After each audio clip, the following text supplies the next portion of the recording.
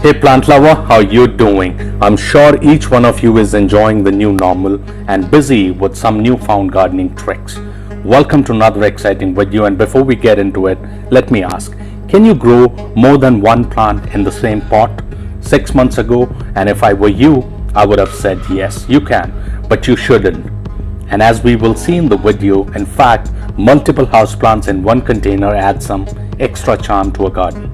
The key is to combine companion houseplants that suit one another. You're still not sure? Well, I can understand your reservations. No worries. Just stay with me through this video and let's find out together how sustainable the idea is. Please make sure you're subscribed and don't forget to share the video, and of course like it so that its reach can be maximized. Let's get started then.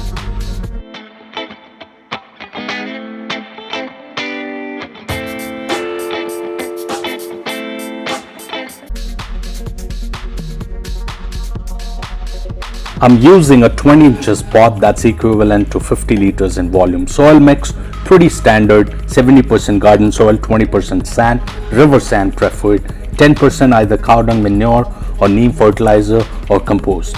You can have an exact size or a smaller pot depending on what plants you're getting into it. I've got a bougainvillea already in there, and now we'll add some climbers, shrubs, herbs and trees. The idea is to get together some plants with similar light, water and soil requirements. So when you see me planting a particular plant, if you don't have the same one, you can easily find another one with similar size, and that would be an appropriate replacement. Plant 1, I inserted a purple heart, Tradescantia pallida plant cutting in there. Plant 2, I grew some neem as a directa indica trees from seeds, and here I'm planting them in a pot together with others. By the way, this tree releases oxygen as a byproduct 24 hours.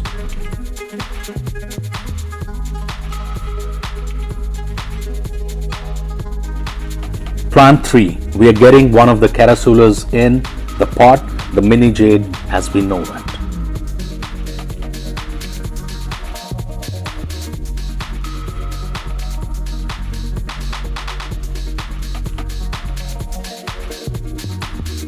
Plant 4, we have Mexican petunia, Ruella simplex, also known as Mexican bluebell plant. Again, I'm growing it using a cutting.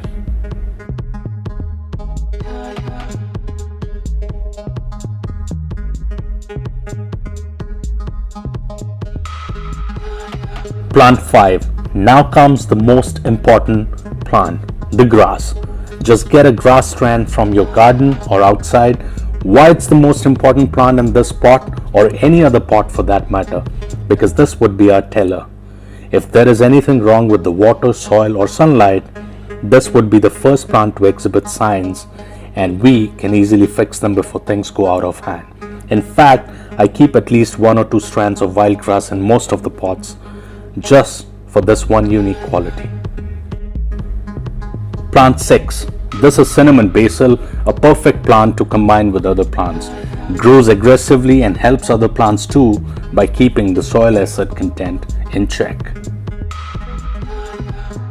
Plant 7, this is lemon tree going in the pot now. I had grown these from the seeds. Plant 8, mango tree, grown in a separate container until now, will become a part of this combination pot.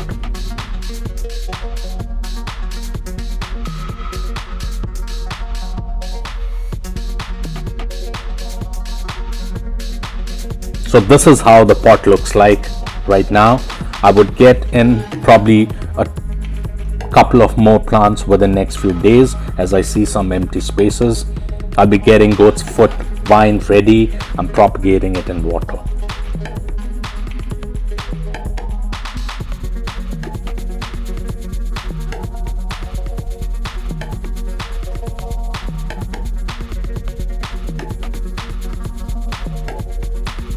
Water immediately and keep the pot in shade for a week. During this week, you need to water it every other day. After that week, you can go back to watering it once in 10 days. You should be aware this pot would require far too less water and fertilizer than other similar sized pots with a single plant. That's why you got to have one of these in your balcony or garden.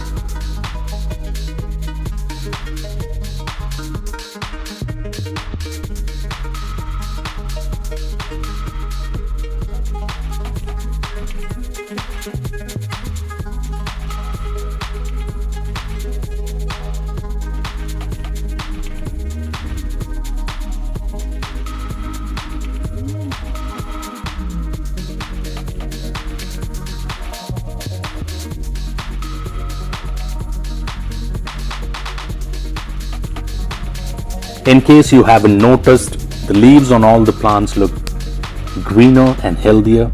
That's a great sign. Plant 9, Goat's Foot Vine, is ready to be included in our plant jungle.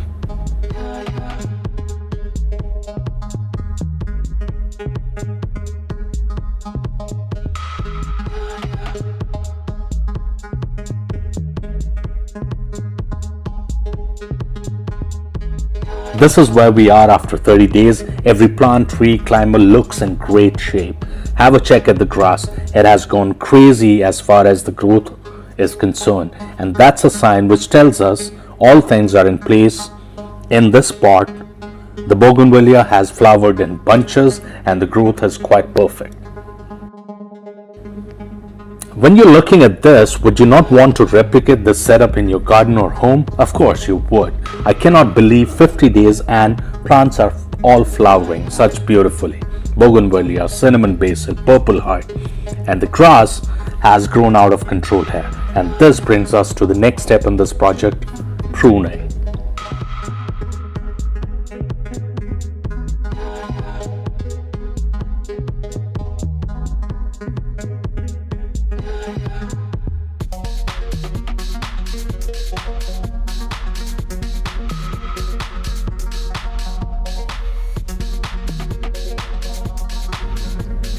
Let's get on with the pruning then. Remove all unwanted growth on all the plants, especially the grass. It might hamper the light reaching smaller plants.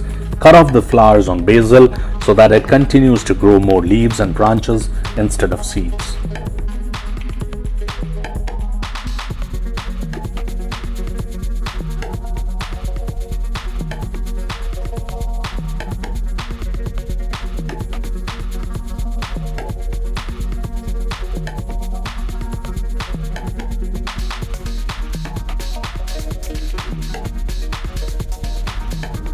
Also, you might notice that some of the plants we had put in this pot haven't grown that big. That's alright, plants have different strategies. Some grow taller above the soil and some stay busy growing roots for first few months.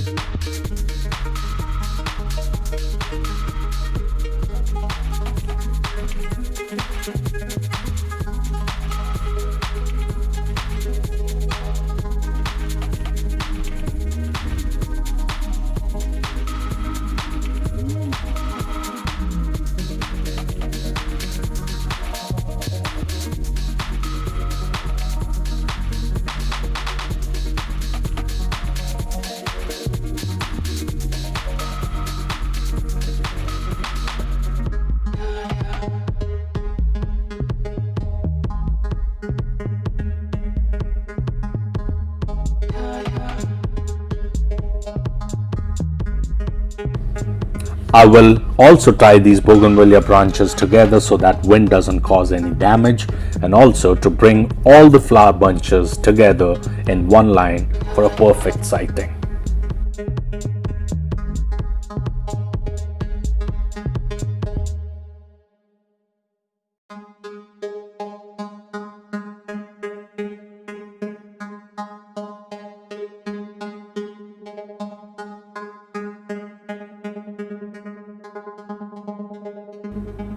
Once all this is done, hand till the soil or use a tiller to loosen the topsoil a bit.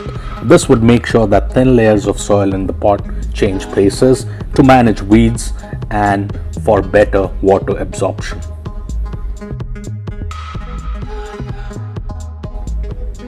I'm so excited about where would this pot go from here on, and would be great if you start making one of your own. This pot simply stands out, and I'm sure you would agree. Hope you enjoyed the video. Please don't forget to like and share.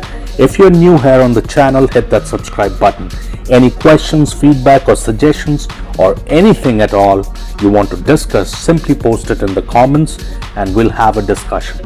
Thank you for your time. Be awesome and keep growing plants. Stay safe. I'll see you soon, probably in 2021. Yes. Happy New Year in advance. Take care. Bye-bye.